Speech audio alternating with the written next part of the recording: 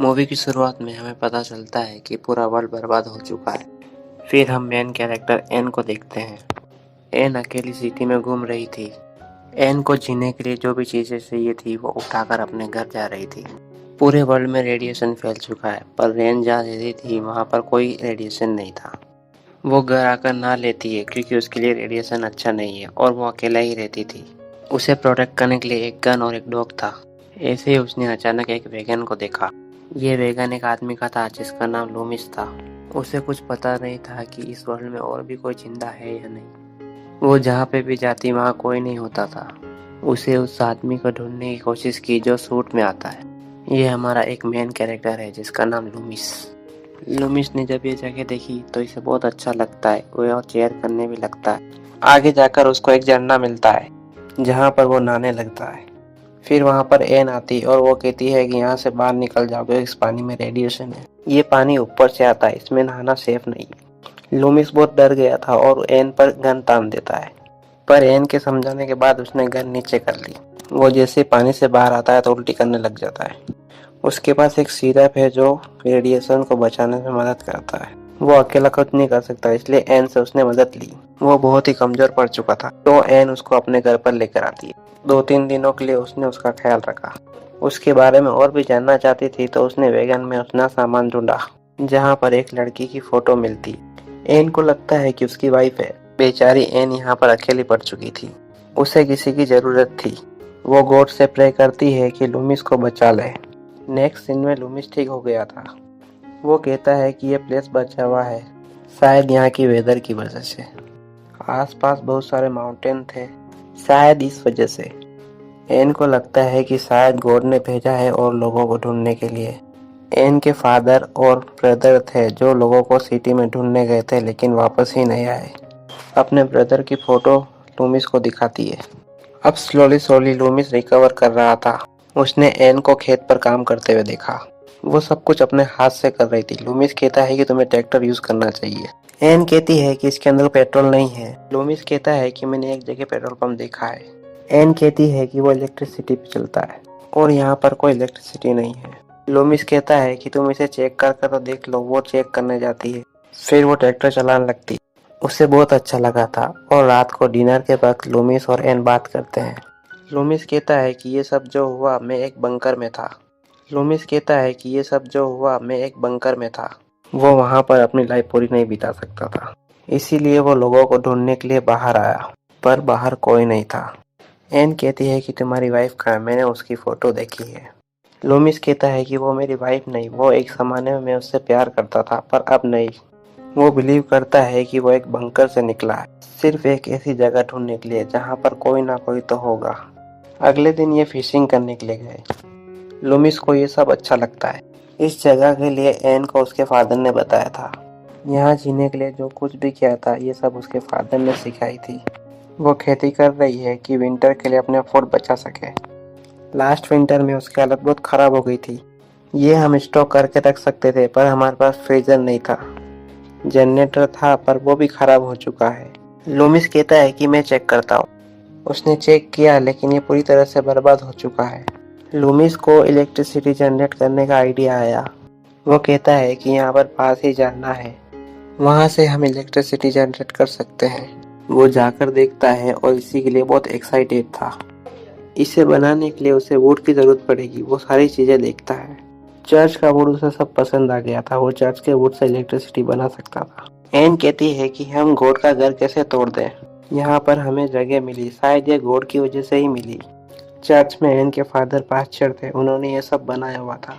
Father को याद करने के लिए सिर्फ ये एक चर्च है।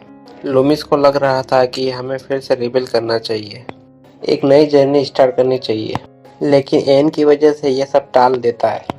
अगले दिन लूमिस आसपास की चीजें देख रहा था। वो एक ग्रोसरी दुकान पर जाता है और ड्रिंक कर लेता है। एन उसे उठाकर घर पर लेकर गई। लूमिस एन पर गुस्सा हो गया कि वो बोलता है कि मैं अपनी चीजें खुद ही कर सकता हूँ। वो जबरदस्ती उसके करीब आने लगता है पर एन वहां से चली जाती है। अगली सुबह उसने रियलाइज किया कि उसने क्या किया है। एन को वो सॉरी कहता है। एन जब चर्च में पियानो बजा रही थी तो उसे लगा कि लूमिस पीछे से देख रहा है। वो मुड़ी तो वहाँ पर कोई नहीं था पर लूमिस बाहर लकड़ी काट रहा था। एन उसे कहती है कि तुम्हें अंदर आना चाहिए था। वो क्या बोल रही थी पर लूमिस को कुछ पता नहीं था। रात में वो बहुत अच्छा सा डिनर बनाती है। ये थोड़ी सी वाइन लेते हैं। एन ने लूमिस से कहा कि हमारी सारी चीज़ें अच्छी से होनी चाहिए। वो इसके साथ झगड़ना नहीं चाहती। ये डिनर कर कर म्यूजिक लगाते, अच्छा सा डांस करते और ये एक दूसरे को किस कर लेते हैं। उसके बाद ये ऊपर आए। एन को लूमिस के साथ इंटीमेट होना था, लेकिन लूमिस कहता है कि अगर हमने ये सब कुछ किया तो हमें ये सब चीज़ें बदल जाएगी। हमारी रिलेशनशिप कॉम्प्लिकेटेड हो सकते हैं। ऐसा नहीं है कि मैं तुम्हें नहीं चाहता, पर हमें थोड़ा टाइम लेना चाहिए। एक दूसरे को कंपनी देने के लिए आज रात एक ही बेड पर सोए। सुबह जब एन घूम रही थी तो उसका डॉग एक आदमी को और ढूंढ लेता है। ये हमारा एक मेन कैरेक्टर है जिसका नाम है केलव। केलव ने एन को देखकर कहा कि मैं तुम्हें कोई तकलीफ देना नहीं चाहता। अगर मुझे कुछ पानी मिल जाए तो बहुत अच्छा होता। एन केलव को घर ले जाती है, पर लूमिस को देखकर सस्पेंस था। फिर उसे लगता है कि यह कोई अच्छा आदमी है, फिर उसे पानी देता है। केलव से पूछता है कि आगे का प्लान क्या। केलव कहता है कि मैं आगे सिटी में जाना चाहता हूँ। लूमिस कहता है कि तुम्हारे शरीर पर रेडिएशन है, तुम्हें यहीं पर आराम करना चाहिए। घर के बाहर ही टेंट करके रह सकता है। लूमिस और एन घर के अंदर आए तो एन उससे पूछती है कि तुम इसे क्या बाहर सुलाने वाले हो। एन लेकिन केलव को अंदर बुलाना चाहती थी। केलव को अंदर बुलाकर उसे अच्छा सा रूम दिया और खाना भी दिया। केलव कहता है कि बाहर बहुत हालत खराब है। लूमिस ने कहा, जब मैं वहां था तो एक लड़का मेरे वैगन के पास आकर मेरे फोटो चुराने लगा। उसके पूरे बॉडी पर रेडिएशन था। जब मैं उसके पास गया तो उसने मुझे चाकू लगाया, लेकिन वो बहुत वीक था। मैंने अपनी गन निकाली तो उसने कहा कि मुझे मार डालो। उसे बहुत ही ज्यादा पेन हो रहा था। मैं और कुछ कर भी नहीं सकता था, इसलिए उसे मरने के लिए छोड़कर वहां से आ गया। केलव कहता है कि जब ये सब हुआ, जब मैं माइंस में काम कर रहा था, हम लोग 4 जने थे। थोड़े दिन बीत गए तो हम में से एक जने को बाहर निकलना था। हमने उसे रोकने की बहुत कोशिश की, पर वहां पर वो मान ही नहीं रहा था और वहां बाहर बाहर बहुत रेडिएशन था। मेरे 2 फैन और उसके बीच में फाइट हो गई। इस फाइट में एक दूसरे को मार डाला। इनका लंच खत्म होने के बाद केलव जब रूम में था तो लूमिस एन से बात करने को आता है। लूमिस एन से कहता है कि तुम इसे घर में क्यों आने दे रही हो। एन को नहीं लगता कि केलव उसे हर्ट कर सकता है। लूमिस से कहती है कि तुमने मुझे उस बच्चे के बारे में क्यों नहीं कहा। लूमिस कहता है कि शायद तुम्हारा ब्रदर था, मुझे नहीं लगता कि तुम यह सब समझ पाओगी। एन कहती है कि मुझे भी यहाँ बहुत तकलीफ हुई थी जब मेरे फादर और ब्रदर नहीं आए। वो इस साल खेती नहीं करने वाली थी क्योंकि वो अकेला नहीं जीना चाहती थी। जब तुम आए तो मुझे जीने का सहारा मिल गया। फिर से सारी चीजें मैंने करना स्टार्ट कर दिया। अगले दिन केला और लूमिस शिकार के लिए गए। इन दोनों को आइडिया आया कि शिकार पहले तो कौन करता है। इन्हें बेट लगानी चाहिए। केलव कहता है कि जो पहले शिकार करेगा एन उसकी हो जाएगी। ये शिकार करने लग जाते हैं, पर लूमिस जेलस हो रहा था। ये आगे चलते हैं, पर लूमिस कहता है कि हम कैसे इलेक्ट्रिसिटी बनाने वाले हैं, ये सब केलव को कहता है। रात में डिनर करते वक्त केलव ने एन से बात की। वो कहता है कि हमें चर्च को तोड़ देना चाहिए। लूमिस भी इसी बारे में बात कर रहा था। लूमिस कहता है कि मैं इसको चेक करूंगा, इसको तोड़ने के बजाय इसके आसपास से कुछ करके देख लेता हूँ। केलव कहता है कि हमें जल्द से जल्द ये रिवील करना चाहिए। तो अगले दिन ये सब काम करना स्टार्ट कर देते हैं। केलव ने एन को वॉक के लिए पूछा। केलव कहता है कि चर्च के टूटने के बाद तुम अपसेट क्यों थी। हम सब जिंदा है क्योंकि गॉड की वजह से। पर लूमिस हम पर बिलीव नहीं करता। वो गॉड पर भी तो बिलीव नहीं करता। एन कहती है कि हम में सिर्फ थोड़े से डिफरेंसेस है, इस बात से कोई फर्क नहीं पड़ता। केलव एन को लूमिस के खिलाफ भड़काने की कोशिश करता है। इन दोनों को वॉक से आते देख लूमिस देख लेता है। फिर लूमिस कहता है कि तुम्हें अगर केलव अच्छा लगता है तुम इस बात को एक्सेप्ट करती हो। मैं तुम्हें मेरे साथ रहने के लिए फोर्स नहीं कर रहा हूँ। एन कहती है कि ऐसी कोई बात नहीं है। लूमिस को ये बात कहने से वो एन हर्ट हो जाती है। ऐसे ही थोड़े दिन बीत जाते हैं।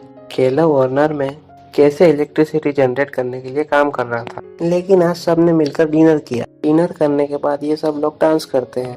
लूमिस ने आज रियलाइज किया कि वो एन से बहुत ज्यादा प्यार करता है। रात में सब मिलकर लेक के पास आए। स्विमिंग करते वक्त लेक में एक बोतल डालकर उसे ढूंढने का गेम खेलते हैं। बाहर आने के बाद लूमिस ने एन से कहा कि मैं तुमसे बहुत प्यार करता हूँ। एन को भी ये सब सुनकर अच्छा लगा। लूमिस आज बहुत ड्रंक था, वो ऐसे ही सो जाता है। एन भी बहुत ड्रंक थी, वो लूमिस और केलव के बीच में कंफ्यूज थी। वो केलव के पास आ जाती है। वो आज रात उसके साथ इंटीमेट हो गई। सुबह एन के पास केलव आया।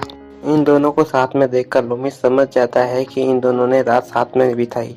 काम करते वक्त लूमिस ने केलव से कहा कि अगर तुम ना आते तो हम इलेक्ट्रिसिटी नहीं बना सकते। तुम जाने वाले थे, इसलिए मैंने एन को कहा कि तुम्हें रोकने के लिए कुछ भी कर सकती है। कल रात जो कुछ भी हुआ ये सब मेरे ही कहने से हुआ था। केलव कहता है कि तुम जेलस हो, इसी वजह से तुम ये बात कर रहे हो। इसके बाद में ये इलेक्ट्रिसिटी का काम कर रहे थे। स्लोली केलव क्लिप की मदद से नीचे जा रहा था। उसकी डोर लूमिस के हाथ में थी। लूमिस के मन में थॉट आया कि उसे रस्सी को छोड़ सकता है तो यह केलव को मार सकता है। केलव को भी समझ में आ गया था कि ऐसा नहीं लगता था कि लूमिस सब कुछ कर सकता है। चिढ़ाने के लिए उस पर हंस देता है। लूमिस जब घर पर आता है तो एन उसे सॉरी कहती है। उस रात जो कुछ भी हुआ ये एक गलती थी। वो ड्रंक में बहुत कंफ्यूज थी। लूमिस कहता है कि अब इस बात से कोई फर्क नहीं पड़ता क्योंकि केलव तो अब यहाँ से बहुत दूर जा चुका है। इसका मतलब ये है कि प्रीवियस सीन में उसने उसको मार डाला। इसके बाद थोड़े दिन बीत चुके हैं। लूमिस ने सक्सेसफुली इलेक्ट्रिसिटी बना ली थी। एन को ये सब देख के बहुत अच्छा लगता है। वो जब भी गॉड को याद करती है तो पियानो बजाती है। लेकिन लूमिस कभी उसके पास नहीं आया, पर आज वो उसके पास आ गया। एन गॉड पर बिलीव करती है तो लूमिस भी अब उस पर बिलीव करता है। दोनों ने एक दूसरे को एक्सेप्ट कर लिया है और इसी के साथ ये मूवी एंड हो जाती है। Thank you for watching.